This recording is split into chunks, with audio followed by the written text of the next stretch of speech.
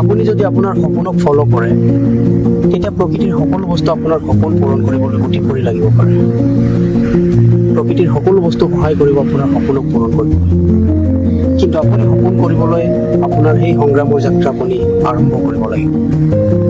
আপুনি গৈ থাকিব লাগিব, আপোনাৰ সংগ্ৰাম অব্যাহত কৰি থাকিব লাগিব। আপুনি যদি আপোনাৰ সংগ্ৰাম অব্যাহত কৰি গৈ থাকে তেনেহ'লে যি প্ৰেৰণাই আপোনাক সেই সংগ্ৰাম কৰিবলৈ সাহস দিছে, শক্তি দিছে, সেই প্ৰেৰণা হৈ যায় ঐশ্বৰিক শক্তি। আৰু ই ঐশ্বৰিক শক্তিলৈ যেতিয়া ৰূপান্তৰিত হৈ যায় তেতিয়া আপোনাক কোনো ৰখাব নোৱাৰে। তেতিয়া আপোনাৰ সেই প্ৰেৰণা প্ৰকৃতিৰ এটা অংশ হৈ যায়। আৰু যেতিয়া প্ৰকৃতিৰ অংশ হৈ যায় তেতিয়া আপুনি আপোনাৰ সপোনৰ দিশে, আপোনাৰ গন্তব্যস্থললৈ আপুনি উপনীত হ'ব পাৰে। আপুনি সপোনক যদি ফ'ল' কৰে তেনেহ'লে আপুনি বহুতো বস্তু আপোনাৰ লগত লৈ যায়। প্ৰেৰণা, মনোযোগ, পৰ্যবেক্ষণ, ডিচিপ্লিন, আপুনি বহুতো ভাল ভাল বস্তু, ভাল ভাল এলিমেণ্ট জীৱনৰ সেইবিলাক আপুনি লগত লৈ গৈ থাকে, যিবিলাকে আপোনাক এদিন নহয় এদিন সফল কৰিবলৈ বাধ্য কৰি তোলে। কিন্তু আপুনি কেতিয়াও হাৰ মানিব নালাগিব।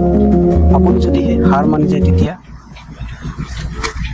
তেতিয়া আপুনি জীৱনত বিফলতাৰ দিশে গতি কৰিব পাৰে। আপুনি বিফল হ'ব পাৰে জীৱনত, আৰু সেই বিফলতাই আপোনাক হয়তো বহুতো দুখৰ সৃষ্টি কৰিব পাৰে। কিন্তু আপোনাৰ দুখৰ সৃষ্টি কৰাৰ লগতে আপোনাৰ দৃষ্টিভংগীও পৰিৱৰ্তন কৰি দিব পাৰে।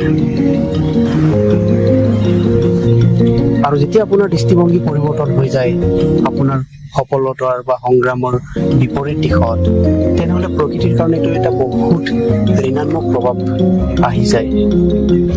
আপুনি প্ৰকৃতিক বিভিন্ন ধৰণে অত্যাচাৰ কৰিবলৈ আৰম্ভ কৰে। এজন বিফল মানুহে, এজন অশিক্ষিত মানুহে নহয়, এই পৃথিৱীত এজন বিফল মানুহে মানুহৰ দৃষ্টিভংগী সলনি কৰিবলৈ চেষ্টা কৰে। গতিকে আপুনি আপোনাৰ সফলতাৰ দিশত সদায় গতি কৰিব। সেইটো আপোনাৰ কাৰণেও আৰু প্ৰকৃতিৰ কাৰণেও এটা ভাল কথা। ধন্যবাদ।